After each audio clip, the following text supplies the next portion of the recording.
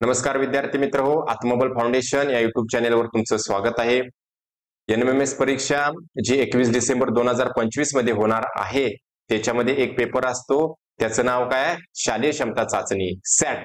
सॅट मध्ये नागरिक शास्त्राचे सुद्धा प्रश्न येतात, त्यामुळे आज आपण नागरिक शास्त्राविषयी थोडी माहिती बघणार आहोत आणि त्याचा प्रश्न सुद्धा सोडवणार आहोत। तर बघा, आपण चालू करूया आपल्या लेक्चरला। मी काय सांगतोय ते व्यवस्थितपणे नीटपणे व्यवस्थितरित्या ऐका। बघा, पहिला पॉइंट काय आहे? न्याय व्यवस्था। आपण काय म्हटलो इथं मी? न्याय व्यवस्था।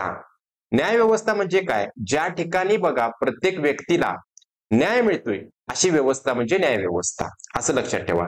जर बघा आपल्या बाबतीत एखादी घटना घडली, आपल्या बाबतीत काय म्हणतोय मी? एखादी घटना घडली, समजा दोन माणसामध्ये काय झालेली आहे? मारामारी झालेली आहे आणि दोन माणसामधील एक माणूस म्हणतोय नाही मीच बरोबर आहे, ते दुसरा माणूस सुद्धा म्हणतोय मीच बरोबर आहे। मग हे जो गुंता आहे हा सुटणार कुठं? तर कोर्टमध्ये सुटतोय, म्हणजे न्याय व्यवस्थेमध्ये सुटतोय। समजा तो माणूस काय बघा सुरुवातीला काय बघा जिल्ह्याच्या ठिकाणी गेला, साध्या ग्रामीण भागामध्ये त्याची घटना घडलेली आहे, त्यानंतर तो जिल्ह्याच्या ठिकाणी गेला। जिल्ह्याच्या ठिकाणी कनिष्ठ न्यायालय असतात, काय असतात? कनिष्ठ न्यायालय।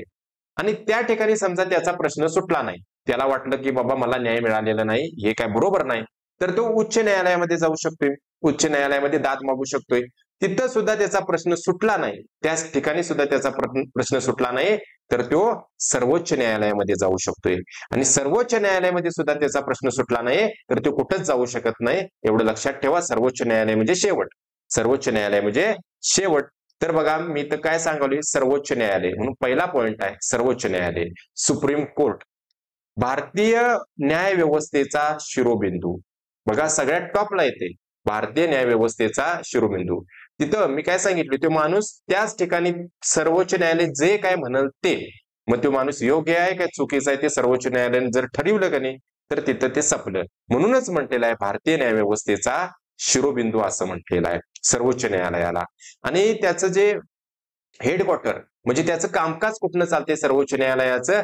तर नवी दिल्ली इथून चालते। नवी दिल्ली आपल्या भारताची जी राजधानी आहे, त्या भारताच्या राजधानी नवी दिल्लीतून सर्वोच्च न्यायालयाचं कामकाज चालते।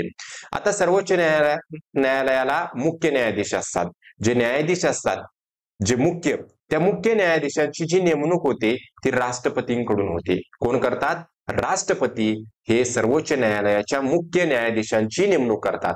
सध्या मुख्य न्यायाधीश कोण आहेत? तर सध्याचे मुख्य न्यायाधीश भूषण गवई। भूषण गवई हे भारताचे सध्याचे मुख्य न्यायाधीश आहेत सर्वोच्च न्यायालयाचे। आता भूषण गवई भारताचे कितवे बाबा मुख्य न्यायाधीश आहेत? तर 52वे। एकूण कितवे आहेत? 52वे। हे तुमचं लक्षात ठेवा तुम्ही फक्त। त्यानंतर काय म्हटलंय बघा, सेवानिवृत्ती वय वर्ष 65 वर्ष पूर्ण झाल्यानंतर, म्हणजे आता भूषण गवई हे महाराष्ट्राचे भूषण गवई हे सर्वोच्च न्यायालयाचे मुख्य न्यायाधीश आहेत। आता त्यांचं ज्यावेळी वयवर्ष 65 होईल त्यावेळी त्यांची सेवानिवृत्ती आपोआप होते। सेवानिवृत्ती म्हणजे समजलं तुम्हाला? ज्यावेळी काय बघा वयवर्ष 65 होणार त्यावेळी ते रिटायर्ड होणार त्या पदावरून। त्याच्या अगोदर सुद्धा बघा आपल्या मर्जीनुसार होऊ शकतात, काही गोष्ट केली तर होऊ शकतात, परंतु जर त्यांनी व्यवस्थित कामकाज केलं, त्यांना काम करायचं असेल आणि काय बघा 65 वर्ष जर पूर्ण झाली तर ते काय बघा रिटायर्ड व्हायलाच पाहिजेत। म्हणजे सेवानिवृत्ती वयवर्ष 65 वर्ष, हे समजलं असेल तुम्हाला। त्यानंतर काय बघा उच्च न्यायालय। उच्च न्यायालय म्हणजेच काय बघा हायकोर्ट असं त्याला म्हणतात, उच्च न्यायालय। आता उच्च न्यायालय हे असतात कुठं? प्रत्येक राज्यासाठी किमान एक, म्हणजे जी राज्य आहेत आपल्या भारतामध्ये जी जी राज्य आहेत त्या राज्यांच्या ठिकाणी उच्च न्यायालये असतात। उच्च न्यायालय प्रत्येक राज्यासाठी किमान एक, कमीत कमी प्रत्येक राज्यासाठी एक उच्च न्यायालय असावं लागते। आता बघा मुंबई उच्च न्यायालय, मुंबई उच्च न्यायालय हे मुंबई उच्च न्यायालय म्हणजे मुंबई हायकोर्ट हे महाराष्ट्र, गोवा, दादरा नगर हवेली, दीव दमन यासाठी कार्यरत आहे। आता बघा प्रत्येक राज्यामध्ये म्हणजे प्रत्येक राज्यामध्ये उच्च न्यायालय असेल असं नाही, कारण का बघा मुंबई उच्च न्यायालय आहे, मुंबई हायकोर्ट आहे, ते महाराष्ट्र राज्यासाठी सुद्धा काम करते, गोवा राज्यासाठी सुद्धा कार्यरत आहे। त्याच पद्धतीनं दादरा नगर हवेली, दीव दमन हे केंद्रशासित प्रदेश आहेत ना, त्यांच्यासाठी सुद्धा एकच उच्च न्यायालय आहे, ते म्हणजे मुंबई उच्च न्यायालय। आता बघा खंडपीठ, खंडपीठ म्हणजे काय? तर उच्च न्यायालयाचा एक भाग, उच्च न्यायालयाचं कामकाज तिथनं सुद्धा चालतंय। तर खंडपीठ आपल्या महाराष्ट्रामध्ये कुठं कुठं आहेत, तर नागपूरमध्ये आहे, पणजीमध्ये आहे आणि छत्रपती संभाजीनगर. इथं महाराष्ट्रामध्ये नाही. तर खंडपीठ आपल्या मुंबई उच्च न्यायालयाच्या अंतर्गत कुठली कुठली खंडपीठ येतात, तर नागपूर येते, पणजी येते आणि छत्रपती संभाजीनगर ही 3 खंडपीठ आपल्या मुंबई उच्च न्यायालयाच्या अंतर्गत येतात. म्हणजे बघा, जर समजा काय बघा, पणजी ही गोव्याची राजधानी. आता पणजीच्या ठिकाणी एखादा इन्सिडेंट घडलेला आहे, म्हणजे पणजीच्या ठिकाणी जे जिल्हा आहे त्या जिल्ह्याच्या ठिकाणी एखादी गोष्ट घडलेली आहे, तर ते जिल्ह्याच्या ठिकाणी जाणार. आता समजा जिल्ह्याच्या ठिकाणी ते गोष्ट ते सुटलं नाही, तर ते कुठं जावं लागणार, तर त्यांना डायरेक्ट मुंबईला जायची काही गरज नाही, मुंबई हायकोर्टामध्ये जायची गरज नाही. त्यांचा प्रश्न पणजी खंडपीठामध्ये सुद्धा सुटू शकतोय. म्हणजे खंडपीठ ही हायकोर्टाचाच एक भाग असतात. खंडपीठ काय असतात, हायकोर्टाचाच एक भाग असतात. त्यानंतर काय बघा, आपण बघूया जिल्हा न्यायालय. जिल्हा न्यायालयामध्ये मी काय सांगतोय बघा, प्रत्येक जिल्ह्यात म्हणजे प्रत्येक जिल्ह्याच्या ठिकाणी जिल्हा न्यायालय असतात. ठिकाणावर जिल्हा, प्रत्येक जिल्ह्याच्या ठिकाणी जिल्हा न्यायालय असतात. आणि बघा, प्रत्येक जिल्ह्यामध्ये जे जिल्हा न्यायालय असते त्याला जिल्हा न्यायाधीश असतोय. कोण असतोय, जिल्हा न्यायाधीश.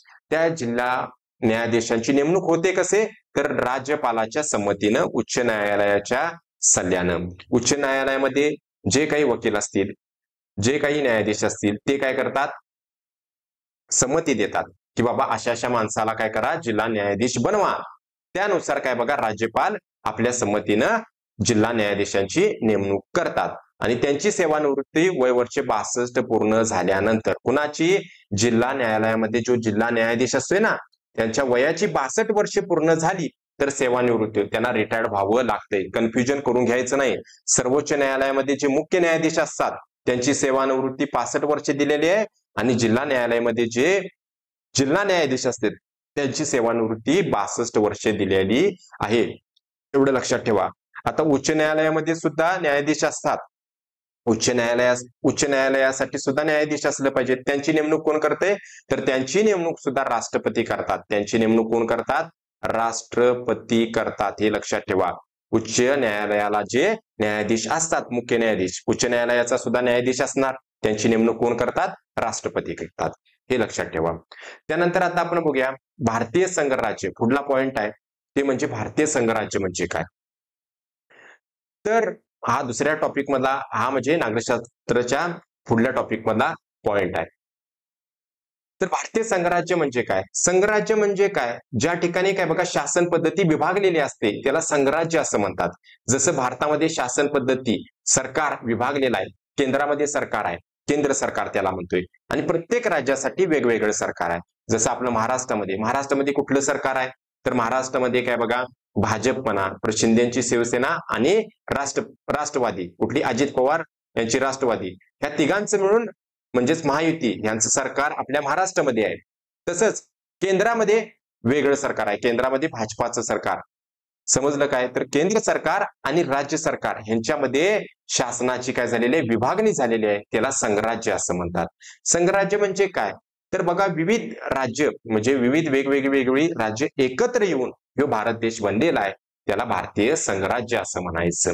संघराज्य म्हणजे समजलं तुम्हाला, जी आपली शासन पद्धती आहे ती विभागलेली आहे. केंद्रामध्ये केंद्रामध्ये सरकार, जसं आपण मोदी सरकार म्हणतो, केंद्रामध्ये भाजपाचं सरकार आहे. ते सरकार आपल्या पूर्ण भारताविषयी कामकाज, भारताचे जे जे काही प्रश्न असतात ते सोडवते, त्याला केंद्र सरकार असं म्हणतात. आणि प्रत्येक राज्यामध्ये सुद्धा वेगवेगळी सरकार असतात. आपल्या महाराष्ट्रामध्ये वेगळं सरकार असणार आहे, तसंच कर्नाटकमध्ये असणार आहे. प्रत्येक राज्याला वेगवेगळं सरकार असते आणि ते बाबा आपल्या स्थानिक प्रश्नांबद्दल, स्थानिक बाबी असतात त्यांच्यामध्ये ते निर्णय घेतात.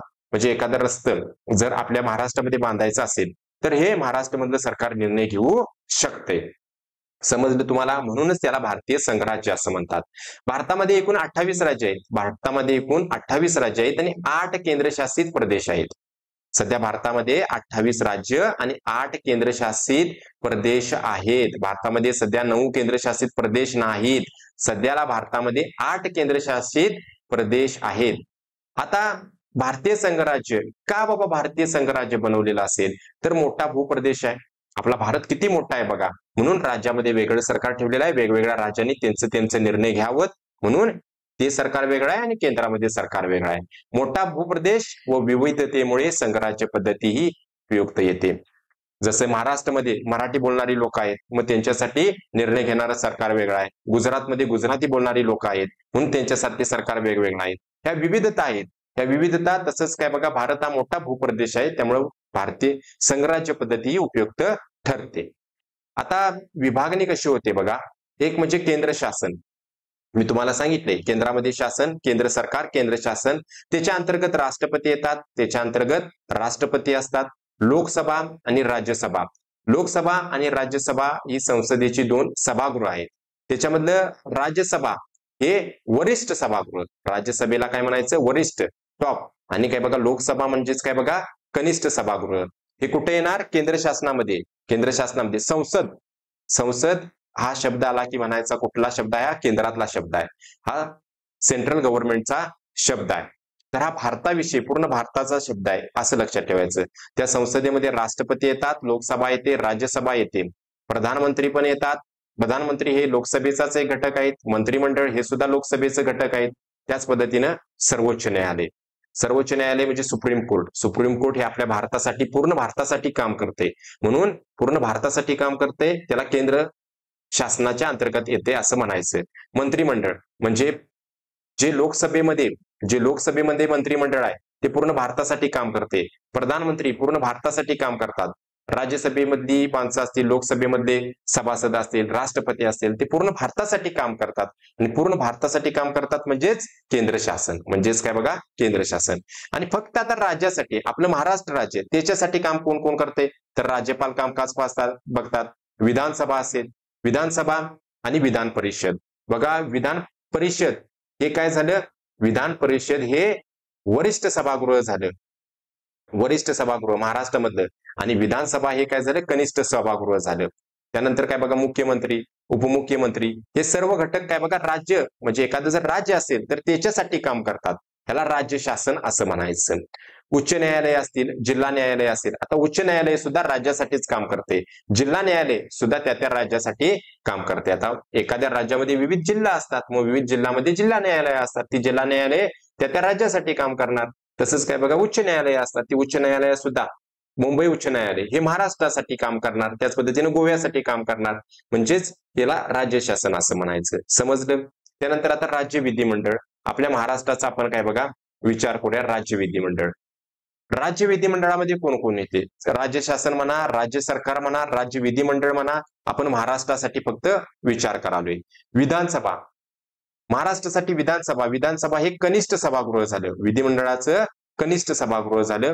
तर काय बघा, 288 निवडून आलेले त्याच्यामध्ये सभासद असतात, ज्याला आपण आमदार म्हणतोय. एकूण किती आहेत, 288 एकूण निवडून आलेलं आमदार आहेत. त्यामुळे हे 288 ज्यांचं काय बघा बहुमत असेल त्यांचं सरकार असते. हे 288 ज्यांचं सभासद आहेत त्यांचं काय असतात, ह्याच्यामध्ये ज्याचं बहुमत आहे त्याचं सरकार असते. एवढं लक्षात ठेवा, त्यात जास्त काय पडू नका तुम्ही.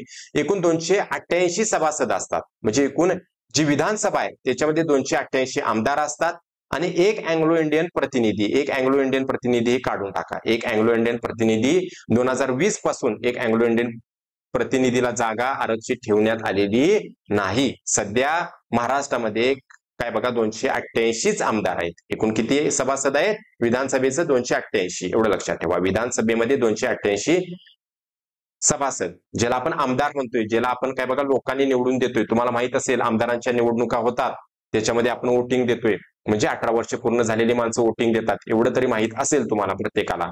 ते कुठे निवडून असते म्हणायचं, त्याला विधानसभा असं म्हणायचं. आणि तिचं कार्यकाल 5 वर्ष. आणि त्यांना ज्यांना आपण निवडून देतोय, ज्याचं 18 वर्ष पूर्ण झाले तो मतदान करतोय, आणि ज्याला आपण निवडून देतोय त्याचा कार्यकाळ किती वर्षाचा असतोय, 5 वर्षासाठी. म्हणजे आता महाराष्ट्रामध्ये जे सरकार आहे त्यांचा कार्यकाल किती असणार आहे, 5 वर्ष असणार आहे. सुरुवात झालेली आहे, आता किती वर्ष झाल्यात ती होऊन द्यात सोडा, खरं एकूण कार्यकाल 5 वर्षाचा असतोय. त्यानंतर काय बघा, एक दुसरं म्हणजे वरिष्ठ सभागृह असते, त्याला विधान परिषद असं म्हणतात. बघा, आपण जर भारताचा, तुम्ही ह्याच्यामध्ये कन्फ्युजन काही करून घेऊ नका. एक असते केंद्र सरकार, एक असते काय बघा केंद्र सरकार. इथं लक्षात घ्या, केंद्रामध्ये सरकार असते त्याला केंद्र सरकार असं म्हणायचं. जे संपूर्ण भारतासाठी काम करते त्याला केंद्र सरकार असं म्हणायचं. त्या केंद्र सरकारामध्ये सुद्धा 2 सभागृह आहेत. एक म्हणजेच काय बघा लोकसभा, एक म्हणजेच काय बघा लोकसभा आणि दुसरं म्हणजे काय बघा राज्यसभा. एक म्हणजे लोकसभा आणि दुसरं म्हणजे राज्यसभा. लोकसभा जिथं काय बघा आपण लोक निवडून देतोय प्रतिनिधी, त्याला खासदार असं आपण म्हणतोय. खासदार असं म्हणतोय की नाही, ते लोकसभेमध्ये लोकांनी निवडून दिलेले असतात. ते लोकसभेमध्ये जातात आणि आपल्या काय बघा भारताविषयी कामकाज पाहतात. प्रधानमंत्री असतील ते लोकसभेमध्येच जातात. मग त्यांचं मंत्रिमंडळ असेल ते सुद्धा लोकसभेमध्ये जातात आणि काही बघा खासदार जातात. असं लोकसभेमध्ये आपण निवडून दिलेले खासदार जातात. आणि राज्यसभा हे सुद्धा काय बघा ह्याच काय बघा एक सभागृह आहे. राज्यसभा सुद्धा काय बघा सभागृह आहे. त्याला वरिष्ठ सभागृह असं म्हणतात. तिथं सुद्धा काय बघा तिथं लोकांनी निवडून दिलेले नसतात, तर तिथं काय बघा त्यांच्या निवडणुका वेगळ्या वेगळ्या होतात. त्याच्यात काय आपल्याला पडायचं नाही. खरं केंद्र सरकार मध्ये सुद्धा लोकसभा आणि राज्यसभा एवढं लक्षात ठेवा, हे संसदेच्या अंतर्गत येते. तसंच आता राज्य सरकार, आता प्रत्येक राज्य सरकार असतील. आता राज्य सरकारामध्ये सुद्धा दोन हे असतात सभागृह. एक सभागृह कुठलं तर विधानसभा, त्याला काय म्हणायचं विधानसभा एक म्हणायचं. इथे लिहितोय समजून घ्या. एक असते ते विधानसभा आणि एक असते ते विधान परिषद. एक असते ते विधान परिषद. विधान परिषद आता इथे पण असंच आहे. विधानसभा हे काय लोकांनी निवडून दिलेली लोक असतात विधानसभेमध्ये, आमदार ज्याला आपण म्हणतोय. आणि विधान परिषद त्यांच्या काय बघा ह्या असतील, त्यांच्या सुद्धा काय बघा विधानसभेमध्ये माणसं असतील. विधानसभेमध्ये जे सभासद असतील, परत स्थानिक स्वराज्य संस्था असतील, अशाद्वारे निवडणूक होऊन काय बघा विधान परिषदेमध्ये आमदार त्यांची निवडणूक घेतली जाते आणि निवडले जातात. तर त्याच्यामध्ये आपल्याला पडायचं नाही. मी काय सांगतोय ते समजलं. केंद्र सरकारामध्ये दोन सभागृह, लोकसभा आणि राज्यसभा, आणि राज्य सरकारमध्ये सुद्धा दोन सभागृह, विधानसभा आणि विधान परिषद. प्रत्येक राज्याला विधानसभा ही असतेच. प्रत्येक राज्याला विधानसभा ही असतेच, परंतु प्रत्येक राज्याला विधान परिषद असेल असं नाही. तर एकूण 6 राज्यांसाठी विधान परिषद आहे. आपल्या भारतामध्ये एकूण 6 राज्यांसाठी विधान परिषद आहे. त्याच्यामध्ये महाराष्ट्राला विधान परिषद आहे. आपण इथं महाराष्ट्राचा अभ्यास करालोय, त्याच्यावरून तुम्हाला समजत असेल. महाराष्ट्राला विधान परिषद आहे आणि एकूण किती सभासद आहेत तर 78 सभासद आहेत. एकूण किती सभासद आहेत महाराष्ट्राच्या विधान परिषदेमध्ये सध्याला 78 आहेत. प्रत्येक 2 वर्षांनी 1/3 निवृत्त होतात. म्हणजेच प्रत्येक 2 वर्षांनी, आता बघा 2 वर्ष झाली तर त्या 78 पैकी काय बघा 1/3 काय करायची निवृत्त करायची. म्हणजेच काय बघा 3 एके 3, 3 दुनी 6 आणि 3 दुनी 6 हातच्याला 1 आणि इथं राहिलं 18, 3 संग 18, म्हणजे एकूण 26 माणसं प्रत्येक 2 वर्षांनी निवृत्त करायची आणि तेवढी 26 परत भरायची. म्हणून विधान परिषद कधीही काय बघा लक्षात ठेवायचं हे होत नाही. प्रत्येक 2 वर्षांनी काय बघा त्याची निवृत्त होतात प्रत्येक 2 वर्षांनी, आणि त्याचा काय बघा कधीही ती काय बघा पूर्ण डिसमिस होत नाही. पूर्ण डिसमिस कधी होत नाही. आणि कार्यकाल काय बघा 6 वर्ष असतोय. आणि जो पण माणूस त्याच्यामध्ये काय बघा निवडून जाईल तो 6 वर्षासाठी तिथं राहतोय. कार्यकाल 6 वर्षासाठी. तुम्हाला हे समजतंय काय बघा. एखादा माणूस काय बघा त्याच्यामध्ये गेला तर 6 वर्षासाठी तो राहणार. त्याच्यामध्ये 6 वर्षासाठी तो माणूस राहणार, परंतु प्रत्येक 2 वर्षांनी 1/3 निवृत्त होतात. म्हणजे 26 माणसं आता इथं काढून टाकलीत परत आणि ती 26 भरलीत. आता ते 26 भरलेली माणसं परत 6 वर्ष राहणार आहेत. एवढं लक्षात ठेवा. पुढच्या वेळी आता काय बघा पुढच्या 2 वर्षानं जे कोणाचा 6 वर्ष सपत आलेले आहेत त्या 26 माणसांनी काढून टाकणार आहे. अशा पद्धतीनं चालते. त्यामुळे विधान परिषद कधीही बरखास्त होत नाही. कधीही बरखास्त होत नाही.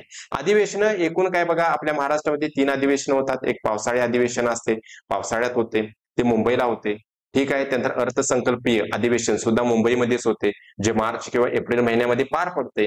ते अर्थसंकल्पीय अधिवेशन मुंबईमध्ये पार पडते.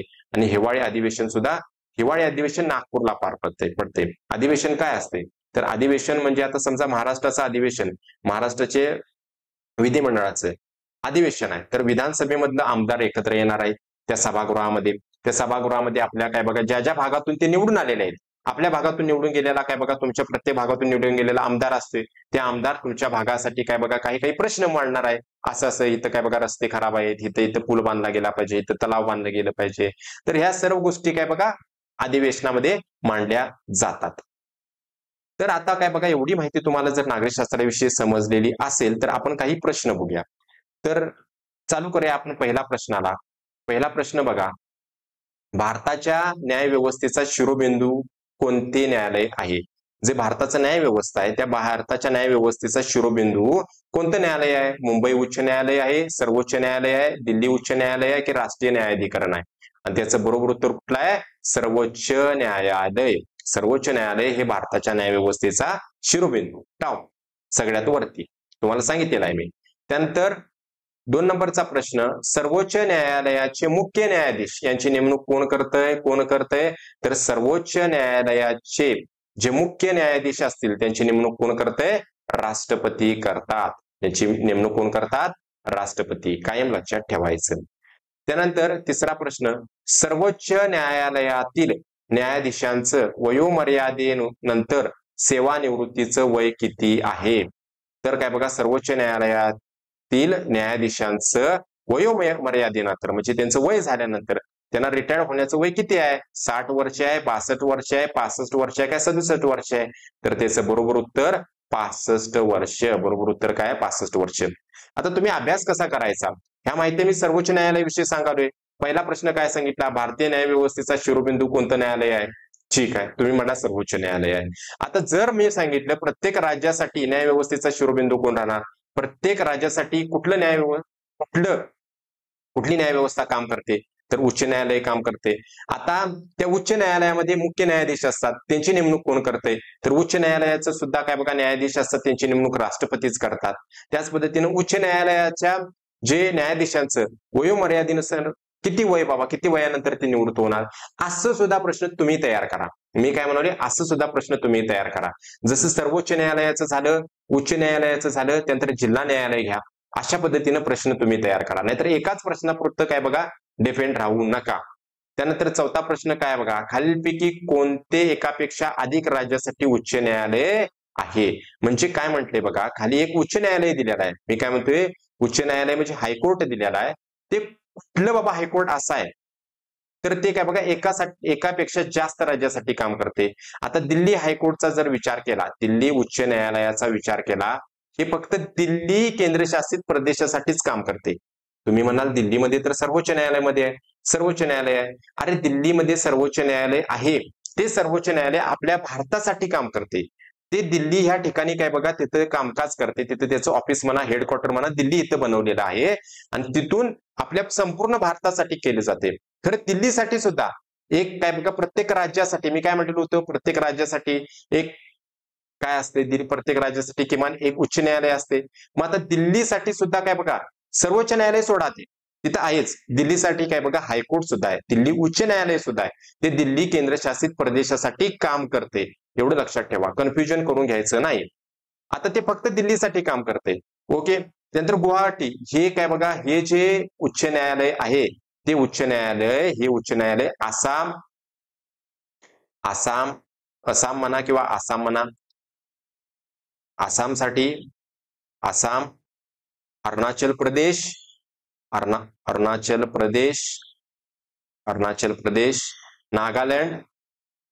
नागालँड आणि मिझोरम अशा 4 राज्यांसाठी काम करते. आणि मिझोरम, ओके, अशा 4 राज्यांसाठी कुठलं हायकोर्ट काम करते? तर गुवाहाटी आहे, गुवाहाटीमध्ये आहे. आता गुवाहाटी कुठं आहे? तर हे आसाममध्ये आहे. गुवाहाटी कुठं आहे? आसाम ह्या राज्यामधलं एक शहर आहे ते, त्या शहराच्या ठिकाणी गुवाहाटी हायकोर्ट आहे. ते 4 राज्यांसाठी काम करते, आसामसाठी, अरुणाचल प्रदेशसाठी, नागालँडसाठी आणि मिझोरमसाठी. म्हणजे एका राज्यापेक्षा जास्त राज्यासाठी काम करते. त्याचं बरोबर उत्तर कुठलं आहे? गुवाहाटी. गुवाहाटी. आसाम राज्याची राजधानी कुठली आहे? तर दिसपूर आहे. खरं गुवाहाटी इथं काय बघा, त्या आसाम या राज्यामध्ये गुवाहाटी इथं एक शहर आहे, गुवाहाटी हे शहर आहे, त्या शहराच्या ठिकाणीच गुवाहाटी हायकोर्ट आहे, ते 4 राज्यांसाठी काम करते, एवढं लक्षात ठेवा. पाटणा हे काय बघा लक्षात ठेवायचं, बिहारची राजधानी पाटणा, आणि हे फक्त बिहारसाठी काम करते, हे हा हायकोर्ट. त्यानंतर भोपाळ मध्य प्रदेशची राजधानी, भोपाळ हे फक्त मध्य प्रदेशसाठी काम करते. तर तुम्हाला मी इथे एक काय बघा, आता हे प्रश्न काय बघा समजून सांगण्यासाठी, गुवाहाटीचे काम करते ते कुठल्या कुठल्या राज्यासाठी? आसाम, अरुणाचल प्रदेश, नागालँड, मिझोरम. हे कुठं आहे बघा आपण भारताच्या नकाशामध्ये, हा भारताचा नकाशा, आणि त्याच्या काय बघा ह्या भागामध्ये बघा तुम्ही, ह्या भागामध्ये ज्याला ईशान्य भारत असं म्हणतात, ह्या ईशान्य भारतामध्ये बघा, तुम्हाला दाखवतो इथं बघा. आता या ईशान्य भारतामध्ये तुम्ही बघितल्यानंतर तुम्हाला समजून येईल इथं काय आहे. हे आसाम आहे बघा, हे आसाम राज्य आहे, ठीक आहे, ओके. इथं हे आसाम राज्य, इथं थांबा हे मोठं केलं, इथं आसाम राज्य आहे, नंतर इथं अरुणाचल प्रदेश आहे, इथं नागालँड आहे, आणि इथं काय बघा हे खाली असं मिझोरम आहे, हे मिझोरम. ह्या 4 राज्यांसाठी ते गुवाहाटी हायकोर्ट काम करते, ठीक आहे. एवढं लक्षात आलेलं असेल तुम्हाला.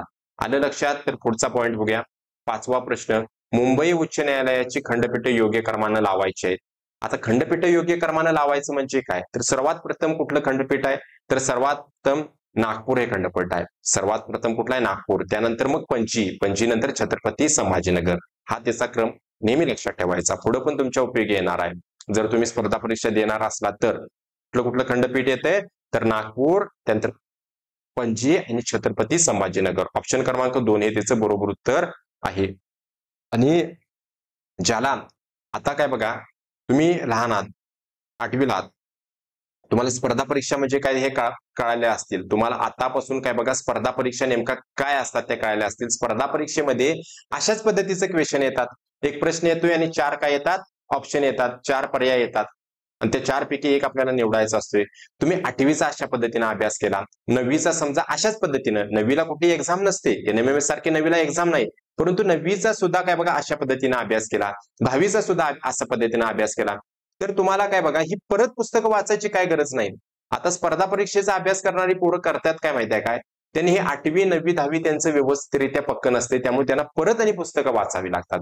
आता तुमचा बेस काय बघा 8वी मध्ये काय बघा पूर्णपणे जर व्यवस्थित NMMSच्या परीक्षेनुसार होत असेल, तर तुम्ही कुठल्याही स्पर्धा परीक्षेची तयारी आतापासून करालाय, एवढं लक्षात ठेवा. जर अभ्यास करत असाल तर तुम्ही स्पर्धा परीक्षेची तयारी आतापासून करालाय. मग 8वी मध्ये केलं, जर समजा तिथं मेरिटमध्ये आला, शिष्यवृत्ती मिळाली आणि त्याचा अभ्यास पूर्णपणे सोडून द्यायचं, असं नाही करायचं. जर स्पर्धा परीक्षा करायच्या असतील, स्पर्धा परीक्षा करा किंवा नाही करा, नॉलेजसाठी साठी, डोक्याच्या नॉलेजसाठी सुद्धा आता 8वीचा अभ्यास केलाय, 9वीचा तसाच करा, 10वीचा सुद्धा तसाच करा. ठीक आहे, हे समजलं असेल, हे सांगितलेलं आहे थोडी माहिती. ठीक आहे. 6वा प्रश्न काय बघा, 6वा प्रश्न काय सांगतोय, जिल्हा न्यायाधीशांची नेमणूक कोणाच्या सल्ल्यानं राज्यपाल करतोय, तर उच्च न्यायालयाच्या सल्ल्यानं. उच्च न्यायालय काय देते, सल्ला देते, अशा माणसाला बाबा जिल्हा न्यायाधीश बनवू शकताय, तर त्यांच्या सल्ल्यानं राज्यपालाच्या संमतीनं जिल्हा न्यायाधीशांची नेमणूक होते. 7वा काय बघा प्रश्न काय, न्यायालयीन पुनर्विलोकनाचा अधिकार खालीलपैकी कोणाला आहे. न्यायालयीन पुनर्विलोकनाचा अधिकार खालीलपैकी कोणाला आहे, सर्वोच्च न्यायालयाला आहे, संसदेला आहे, राष्ट्रपतींना आहे की मुख्यमंत्र्यांना आहे, तर त्याचं बरोबर उत्तर सर्वोच्च न्यायालयाला. सर्वोच्च न्यायालयाला कसला अधिकार आहे, न्यायालयीन पुनर्विलोकनाचा. आता न्यायालयीन पुनर्विलोकनाचा अधिकार म्हणजे काय, तर बघा आपल्या भारतामध्ये कायदे बनवले जातात. आता कायदे हे राज्यामध्ये राज्यशासन बनवतं आणि केंद्रामध्ये जे केंद्राचं शासन आहे, केंद्रामध्ये कुठलं पण शासन आहे, त्यांना कायदे बनवण्याचा अधिकार असतोय. एवढं लक्षात ठेवा की आपल्या भारतामध्ये कायदे बनतात, राज्यामध्ये वेगळे कायदे बनवू शकतात, केंद्रामध्ये वेगळे कायदे बनवू शकतात. आता ते कायदे ते कायदे संविधानाला धरून पाहिजेत. ते कायदे कसं, संविधानाला धरून पाहिजेत. संविधान ही एक जी पुस्तक आहे, त्या संविधानाला धरून पाहिजेत. जे काय बघा संविधान आपण कुणी संविधानाच्या बाबतीत जर आलं तर नाव कोणाचं घेतोय, डॉक्टर बाबासाहेब आंबेडकरांनी जे पुस्तिका बनवलेली आहे त्याच्यानुसार आपला भारत चालतोय असं आपण म्हणतोय.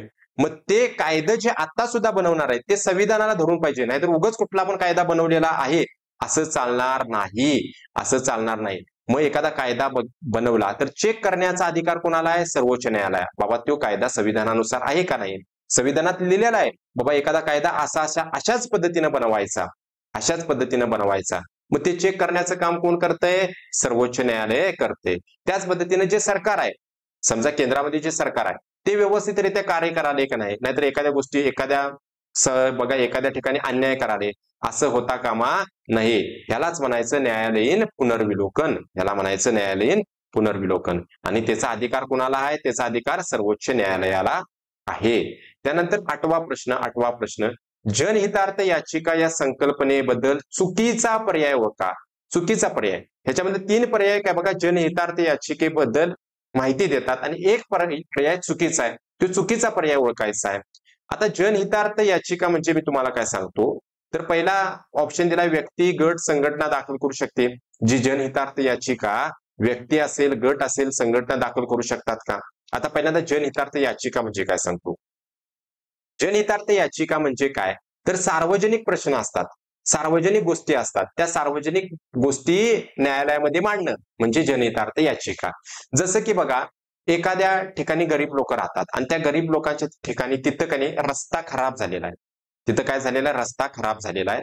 कुठे एखाद्या बाबा वसाहतीमध्ये तिथं गरीब लोक राहतात, ती गरीब लोक न्यायालयामध्ये जाऊ शकत नाहीत, परंतु तुम्ही तुम्ही तो रस्ता बाबा खराब आहे, त्या ठिकाणी त्या लोकांना जाता येत नाही, हे देता येत नाही, हे तुम्ही न्यायालयामध्ये मांडू शकताय. तुम्ही तिथं राहत नाही, मी काय म्हणते बघा, तिथं तुमचा कुठलाही फायदा नाही, तुम्ही गाडी सुद्धा कधी घेऊन जात नाही तिथनं, परंतु त्या गरीब लोकांच्यासाठी त्या सामाजिक प्रश्नावरती तुम्ही काय बघा कुठं याचिका मांडू शकताय, न्यायालयामध्ये याचिका मांडू शकताय, त्यालाच जनहितार्थ याचिका असं म्हणतात. मग हे रस्त्याविषयी प्रश्न असतील, एखादं बांधकाम असेल त्याच्याविषयी प्रश्न असतील, पर्यावरणामध्ये एखाद्या ठिकाणी काय बघा नको ती लोक येऊन आग लावा लागलेले आहेत, तर तिथं काय बघा जंगल उद्ध्वस्त व्हायला लागलेले आहेत, तर तुम्ही म्हणू शकता इथं इथं अशा पद्धतीने पर्यावरणाचा ऱ्हास व्हायला लागलेला आहे आणि ह्याच्याबद्दल याचिका कोणी सुद्धा दाखल करू शकते, ह्याला जनहितार्थ याचिका म्हणतात. इथं काय बघा स्वतःचा कुठलाही फायदा नाही, व्यक्तीचा म्हणून कुठलाही फायदा असा नाही आहे.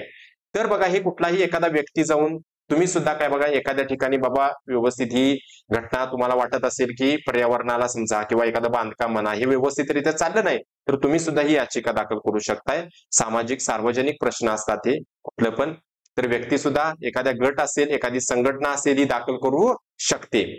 नेहमीच सरकारच दाखल करते, नेहमीच सरकारच दाखल करते असं काय नाही, तर ते कुठलाही व्यक्ती असून दे, गट असून दे, संघटना असून दे, तो सरकारी माणूस असून दे नसून दे किंवा सरकारमध्ये असून दे, त्याचा काही प्रश्न पडत नाही. म्हणजे नेहमी सरकारच दाखल करते असं काही नाही. त्यामुळे याचं उत्तर ऑप्शन क्रमांक 2च आहे. ऑप्शन क्रमांक 2 हे त्याचं उत्तर आहे. नेहमीच सरकार बघा दाखल करते असं नाही, सरकार काही वेळा करू शकते, सरकार एखाद्या वेळी काय बघा काही वेळा करू शकते, प्रत्येक वेळी असं करेल असं नाही. सरकारमध्ये माणसं असून द्यात किंवा नसून द्यात ती सुद्धा करू शकतात. कमी खर्चिक असते हे तर बघा बरोबर आहे, जनहितार्थ याचिका एवढी जास्त खर्चिक नसते आणि सार्वजनिक प्रश्नावर असते सांगितलेलं आहे. त्यामुळे ऑप्शन क्रमांक 2 हे जनहितार्थ याचिकेविषयी चुकीचा पर्याय आहे. कारण आपलं उत्तर कुठलं आहे, ऑप्शन क्रमांक 2. 9 नंबरचा प्रश्न, संविधानाच्या मसुदा समितीचे अध्यक्ष कोण होते? तर मसुदा समितीचं अध्यक्ष पंडित जवाहरलाल नेहरू होते, डॉक्टर बाबासाहेब आंबेडकर होते, डॉक्टर राजेंद्र प्रसाद होते की मौलाना आझाद होते? आणि त्याचं बरोबर उत्तर डॉक्टर बाबासाहेब आंबेडकर हे आहे. त्याचं बरोबर उत्तर काय, डॉक्टर बाबासाहेब आंबेडकर. त्यानंतर प्रश्न क्रमांक 10 बघा, भारतीय संघराज्यात एकूण किती घटक राज्य आहेत? तर भारतीय संघराज्यात एकूण 25 बघा घटक राज्य आहेत, एकूण 27 आहेत, 28 आहेत काय 30 आहेत? तर एकूण 28 घटक राज्य आहेत आणि 8 केंद्रशासित प्रदेश आहेत. आणि किती केंद्रशासित प्रदेश आहेत? 8. एकूण 8 केंद्रशासित प्रदेश आहेत, हे सुद्धा लक्षात घ्या. त्यानंतर काय बघा 11वा प्रश्न काय दिलाय, एक विधान हे लक्षात घ्या, न्यायालयीन सक्रियेतून आदिवासी कामगार स्त्रिया यांना संरक्षण मिळते. म्हणजे जी न्यायालयीन प्रक्रिया असते त्या प्रक्रियेतून ह्या प्रक्रिया का करतात की बाबा एखादा आदिवासी असेल, एखादा कामगार असेल, एखाद्या स्त्रिया असतील आणि त्यांच्या काय बघा विरुद्ध एखादी गोष्ट घडलेली आहे, तर तिथे त्यांना काय बघा या न्यायालयीन प्रक्रियेतून न्यायालय सक्रियेतून न्याय मिळू शकतोय, त्यांना संरक्षण मिळतंय. म्हणजे विधान ए असं म्हटलेलं आहे. तसं विधान बी काय म्हणते, न्यायालय केवळ सरकारी सल्ल्यानंच काम करते. म्हणजे सरकार सांगल तसंच, सरकार आता जे सरकार आहे काय बघा ते सरकार म्हणेल तसंच काम करतंय काय, तर न्यायालय बघा त्याचं काय उत्तर आहे, ए व बी दोन्ही खरं आहे. हे दोन्ही तुम्हाला बरोबर वाटतात का? तर दोन्ही तरी बरोबर त्याची नाही आहेत. ए खरं आहे आणि बी खोटा आहे. ए खरं आहे आणि बी खोटा आहे का? ए खोटा आणि बी खरं आहे का? ए व बी दोन्ही खोटं सुद्धा वाटतात का? तर त्याचं बरोबर उत्तर ऑप्शन क्रमांक 2 आहे. ऑप्शन क्रमांक 2 काय आहे बघा, ए खरं आहे, ए काय आहे खरं आहे. म्हणजे न्यायालयीन सक्रियेतून आदिवासी कामगार स्त्रियांना संरक्षण मिळतंय आणि न्यायालय केवळ सरकारी सल्ल्यानंच निर्णय घेतात, हे खोटं आहे, हे 100% खोटं आहे. असं नाही, न्यायालय तर काय बघा आपल्याला वेगळीच म्हणतात. सर्वोच्च न्यायालय हे आपण इंडिव्हिज्युअल आहे, आपण सरकारमध्ये येत नाही, सरकारच्या सल्ल्यानं ती काम करत नाहीत, त्यांना स्वतःचा निर्णय देण्याचा अधिकार आहे, त्यामुळे ते सरकारप्रमाणे काम करत नाहीत. त्यामुळे ए खरं आणि बी खोटं एवढं लक्षात ठेवा. ऑप्शन क्रमांक 2 बरोबर आहे. त्यानंतर 12वा प्रश्न काय, विधान ए काय म्हणते, सर्वोच्च न्यायालय राष्ट्रपतींना कायदेशीर सल्ला देऊ शकतंय. आणि विधान बी हे संविधानानं दिलेलं कर्तव्य आहे, संविधानानं दिलेलं कर्तव्य आहे. तर सर्वोच्च न्यायालय राष्ट्रपतींना कायदेशीर म्हणजे सल्ला देऊ शकते. तर इथं काय बघा ए व बी दोन्ही सत्य आहे, बी हे याचं कारण आहे, ए सत्य बी असत्य आहे, बी सत्य ए असत्य आहे, दोन्ही सत्य आहेत. तर त्याचं बरोबर उत्तर ऑप्शन क्रमांक 1 ए व बी दोन्ही सुद्धा सत्य आहेत. काय सर्वोच्च न्यायालय राष्ट्रपतींना कायद्यानुसार सल्ला देऊ शकते, काही अडचण नाही. एखादी गोष्ट काय बघा जर कशी पण असू दे तर एखाद्या गोष्टीविषयी राष्ट्रपतींना ते सल्ला देऊ शकते, कोण, सर्वोच्च न्यायालय. आणि हे संविधानामध्ये नमूद आहे, हे संविधानामध्ये लिहिलेलं आहे की सर्वोच्च न्यायालय हे राष्ट्रपतींना कायदेशीर सल्ला देऊ शकते. म्हणून विधान बी हे सुद्धा बरोबर आहे. संविधानाने दिलेलं एक कर्तव्य आहे कुणाला? सर्वोच्च न्यायालयाला, की तुम्ही राष्ट्रपतीला सल्ला द्यायचा कायदेशीररित्या. म्हणजे ए व बी दोन्ही बरोबर आहेत, ए व बी दोन्ही सत्य आहेत आणि बी ए चे कारण आहे. म्हणजे काय बघा लक्षात ठेवायचं, ए सर्वोच्च न्यायालय संविधानानुसार राष्ट्रपतीला सल्ला देऊ शकते. म्हणूनच म्हटलेले बी हे जे आहे ना ते एच कारण आहे. एला काहीतरी कारण, सर्वोच्च न्यायालयाला राष्ट्रपतीला सल्ला देण्यासाठी काहीतरी कारण पाहिजे. बघा असं तुम्ही लक्षात घ्या, सर्वोच्च न्यायालयाला राष्ट्रपतींना सल्ला देण्यासाठी काहीतरी कारण पाहिजे. ते कारण म्हणजेच संविधानामध्ये ते दिलेलं आहे, संविधानाने दिलेलं कर्तव्य. एवढं लक्षात ठेवा. समजले असेल, ज्याला समजले त्याला समजले. प्रश्न नंबर 13 खालील जोड्या योग्यरित्या जोडवायच्या आहेत. गुवाहाटी उच्च न्यायालय हे कशासाठी कार्यरत करते मी तुम्हाला सांगितले, 4 राज्यासाठी. फक्त इथं 2 राज्य लिहिल्यात, आसाम आणि अरुणाचल प्रदेश.